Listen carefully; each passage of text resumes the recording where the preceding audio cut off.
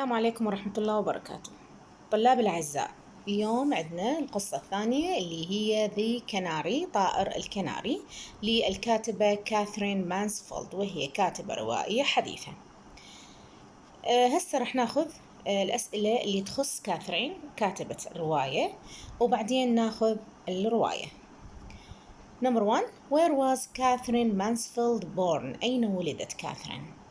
She was born in New Zealand in 1888. ولدت في نيوزيلندا 1888. 2. She was the third of 5 children in a wealthy family. كان تسلسلها ضمن العائلة، البنت الثالثة ضمن 5 أطفال في عائلة ميسورة الحال. Where did she move in 1903 and why? طلاب الأعزاء، مرات يجيب لنا بالوزاري الجزء الأول فقط من السؤال، يعني where did she move in 1903، ومرات يقولكم why، فننتبه. She moved to London، انتقلت إلى لندن in 1903 to study music، لدراسة الموسيقى at Queen's College، في جامعة الملكة. يعني هسه طالب يكون يقول الست ايش نكتب أي جزء، مثلا إذا قال where did she move in 1903 جابون فقط she moved to London in 1903. لهنا هذا الجواب الجزء الأول من السؤال. أما إذا قال why فتكتبون to study music at Queen's College. 4. What did she become while she was studying music? ماذا أصبحت بينما كانت تدرس الموسيقى at Queen's College؟ She became أصبحت the editor، محررة of the college newspaper، محررة جريدة الجامعة.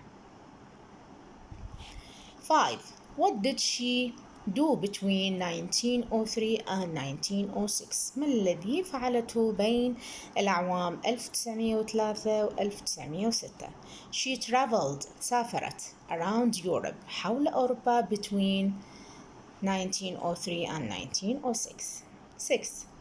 When did she return to New Zealand؟ متى عادت إلى نيوزيلند؟ She returned to New Zealand in 1906، في 1906. 7. What did she begin after she had returned to New Zealand in 1906؟ ما الذي بدأت به بعد أن عادت إلى نيوزيلند عام 1906؟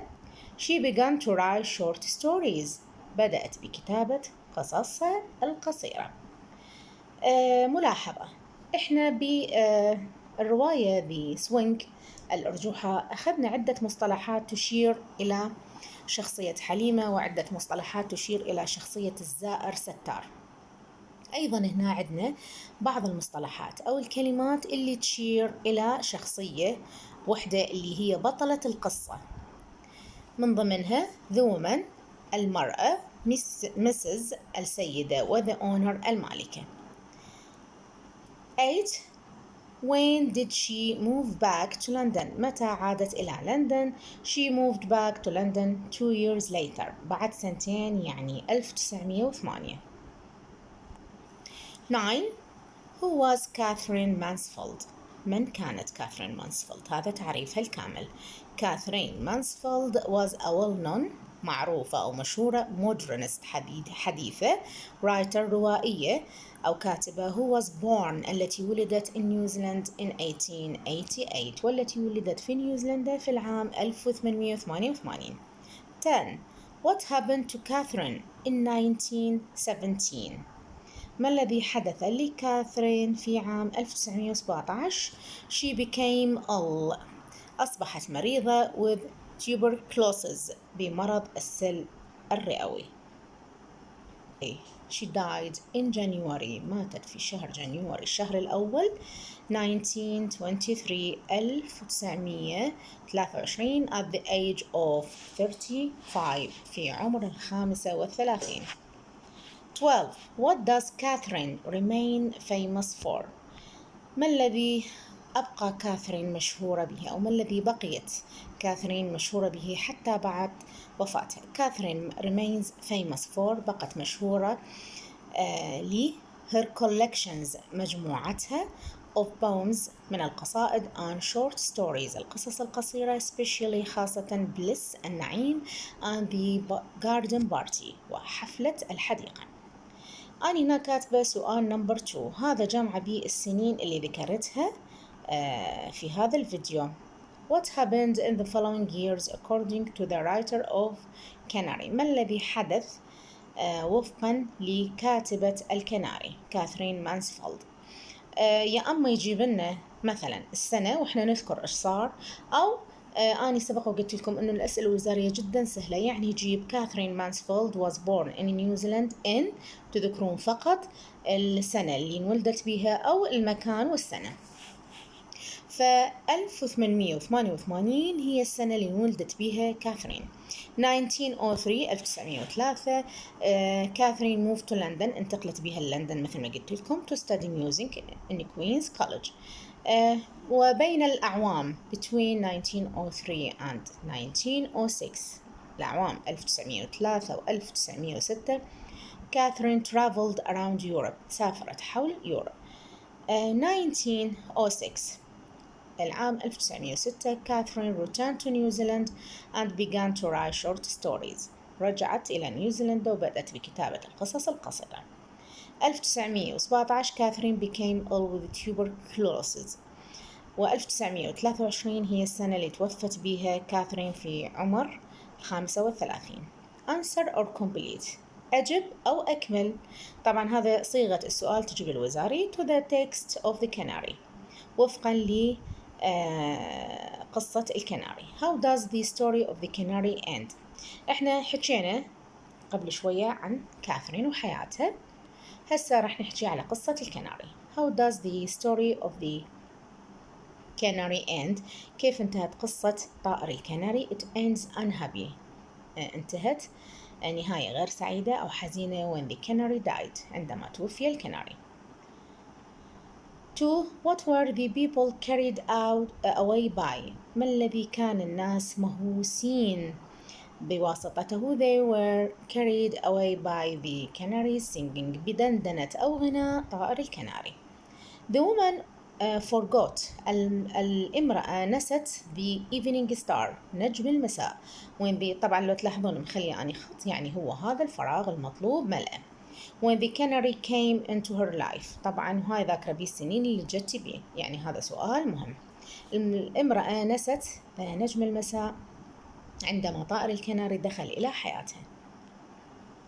3. What did the canary do to attract؟ ما الذي فعله طائر الكناري لجذب the attention انتباه of his owner مالكته؟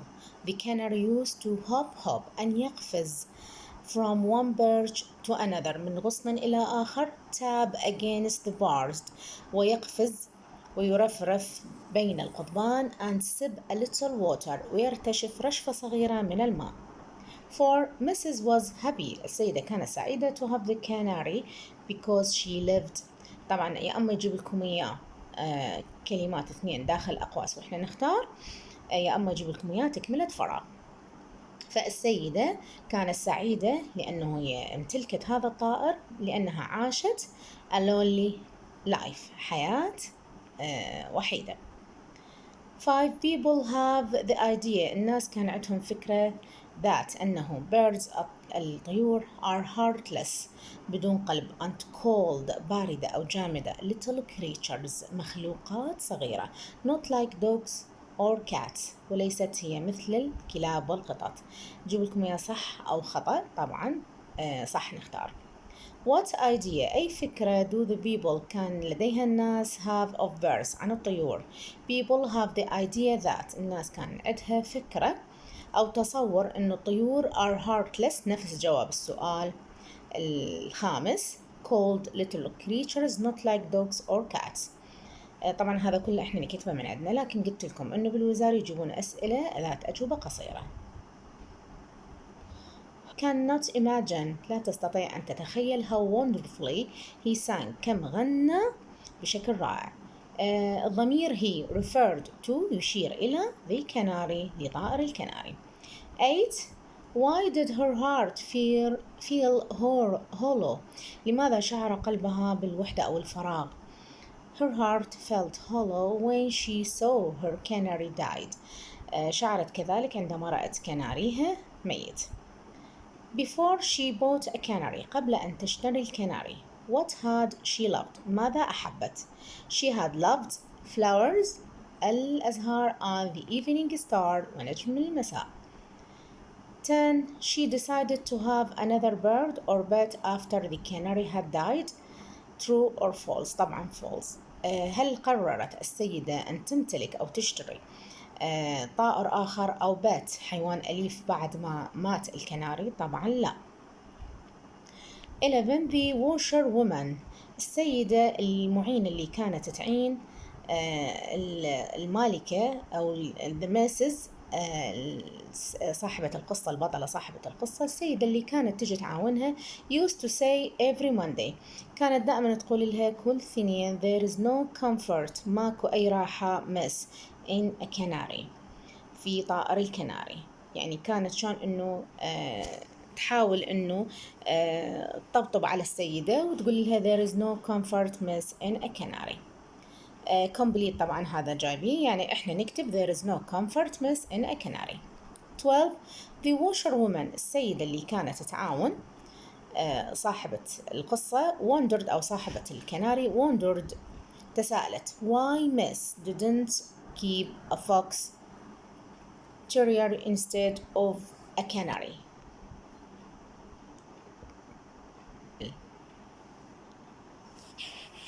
دائما كانت تسأل السيدة إنه why miss didn't keep، لماذا لم تحتفظي بثعلب a fox terrier instead of a canary، بثعلب من جحرة يعني تاخذين مكان الطائر الكناري. complete.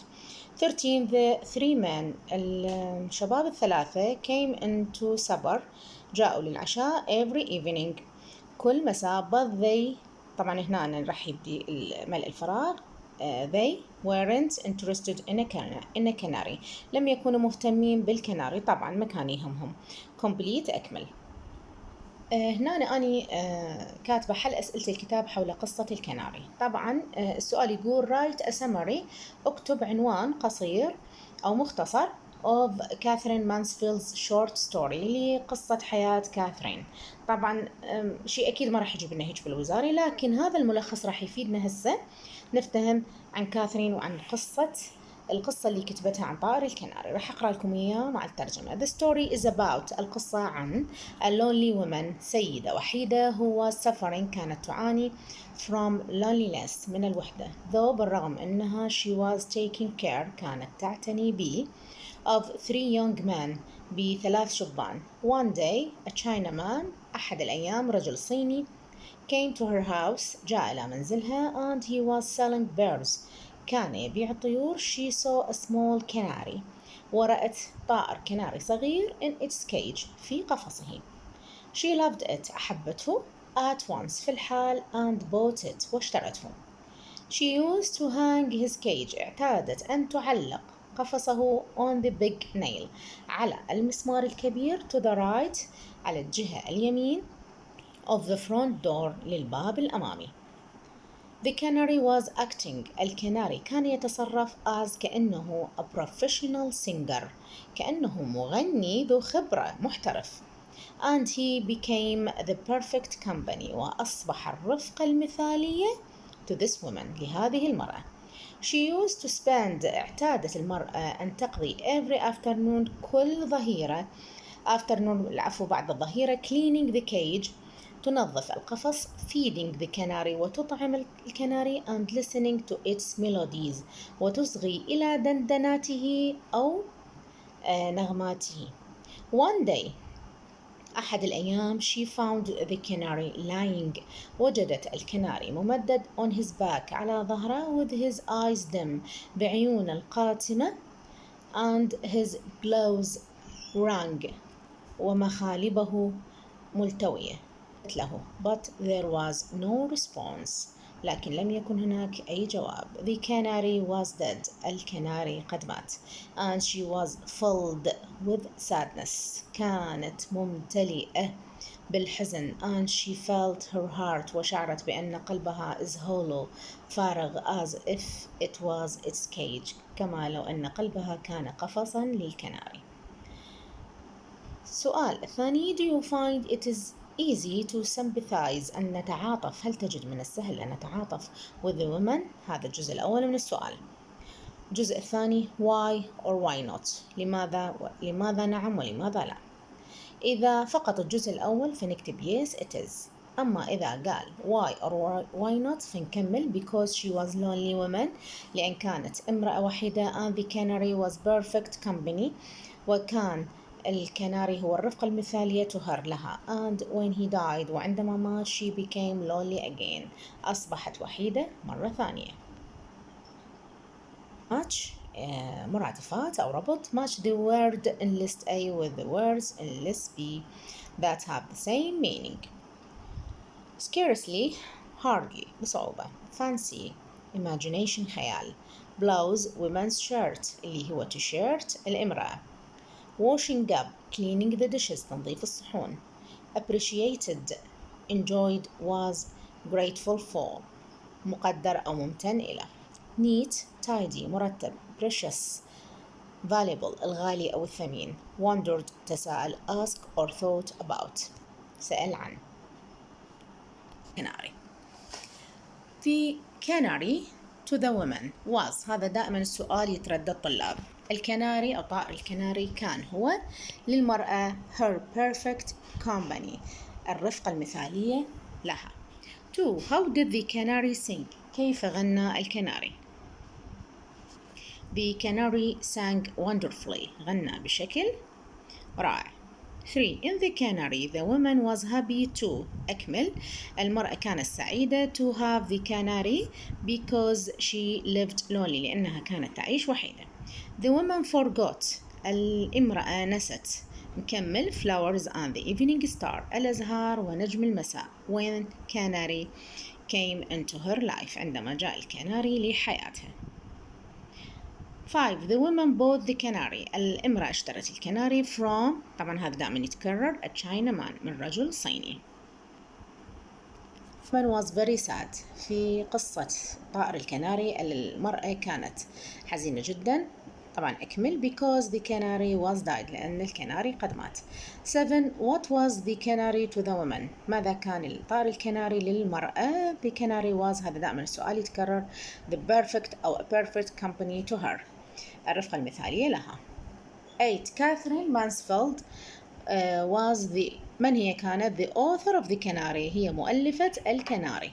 in the canary used to hang أين اعتادت السيدة في الكناري أن تعلق the canary cage قفص الكناري طبعا هذا دائما يجي مهم. in a nail في مسمار to the right of the front door في جهة اليمين للباب الأمامي. 10 could the woman in the canary have another bird هل استطاعت السيدة في قصة الكناري أن تمتلك طائر آخر. no she couldn't لا طبعا لم تستطع. طلاب أنا ألاحظكم دائما تحفظون أجوبة وتتعبون لكن تجون لمثل هيك سؤال بسيط اللي يبدي بكود اللي هي من ضمن الأسئلة الذيلية يعتبر هذا السؤال العاشر تكتبون no she wasn't no she isn't إحنا نجاوب بنفس الفعل المساعد اللي نعطيني يعني هنا هو نعطيني كود فأنا أجاوب بكود. أوكي. 11 the nail to the right of the front door المسمار اللي على جهة اليمين في الباب الأمامية brought back قد أعاد أو جلب the sweet memories of the bird to the woman. true or false. false لا هو لم يعد الذكريات الحلوة وإنما الذكريات الحزينة لأن ذكرها إنه الكناري قد مات. The woman's source of living T or F طبخ الطعام هو كان مصدر العيش إلها طبعا هي كان طبعا هذا الجواب صحيح. سؤال يقول replace بدل the underlined words الكلمات اللي تحتها خط with the expressions مع التعابير or words أو الكلمات that carry التي تحمل the closest meaning المعنى الأقرب يعني نقدر نعتبره هو هذا ماتش أيضا. هنا الكلمات اللي عندنا اللي أني ملونتها اللي هي نمبر 1 هولو هولو راح تاخذ مثل ما أني كاتبة having an empty space inside. الحصول على مكان خالي في الداخل. 2 hop hop perch to another. hop hop أو perch to another راح تاخذ a small jump قفزة قصيرة. 3 drowsy نعسان. 3 drowsy نعسان راح تاخذ feeling sleepy الشعور بالنعاس. it is not the usual time to sleep في وقت غير مناسب للنوم. 4 unbearable غير محتمل راح تاخذ so unpleasant حزين جدا or painful مؤلم that you find it hard to accept بحيث تجد من الصعب القبول به. 5 scarcely نادرا راح تاخذ hardly بصعوبة. وأخيرا neat مرتب number 6 راح تاخذ tidy. أيضا سؤال آخر there are 10 underlined words in the story. أكو 10 كلمات تحت خط في القصة. what does each word mean؟ أيضا هذا مرادفات. فراندا احنا دائما هاي الكلمة نسمعها بالأفلام والمسلسلات المصرية اللي معناها بالكوني البلكونة أو الشرفة. سب رشفة small drink رشفة ماء صغيرة. fluttering يرفرف move the wings rapidly يحرك أو يرفرف بجناحيه بسرعة. drowsy sleepy نعسان. scold to rebuke يوبخ. tucked to fix something in a certain place يطوي شيء ما في مكان معين. supper اللي هي dinner عشاء. dreadfully extremely للغاية وبشكل مخيف. unbearable لا يحتمل. not endured لا يمكن تحمله. hollow empty فارغ. choose the 3 phrases in the story. اختر 3 عبارات في القصة of canary that create التي تخلق a story image صورة تعبيرية for you لك. try to explain. you see that big nail to the right of the front door. هل ترى المسمار الكبير اللي على جهة اليمين للباب الأمامية؟ هاي أول عبارة. the nail always remind her يذكرها about the canary ودائما المسمار يذكرها بالكناري. company الرفقة. you see that was what he was. perfect company. if you have lived alone you will realize how precious that is. إنه الرفقة المثالية أنت شقد ما عشت راح تدرك إنه هي شقد غالية وثمينة عندك. this phrase gives strong image. هاي العبارة الأخيرة هي تعطينا صورة واضحة وقوية because it shows لأنها تظهر the relationship العلاقة between people and animals العلاقة بين الناس والحيوانات. لهنا طلاب الأعزاء خلصت أسئلتي عن قصة الكناري. أتمنى أن تكونوا فهمتوها ووصلت لكم إياها بالشكل الصحيح. وبالأخير أطلب منكم قراءة سورة الفاتحة لوالدي الأستاذ سلمان علوان. شكرا جزيلا.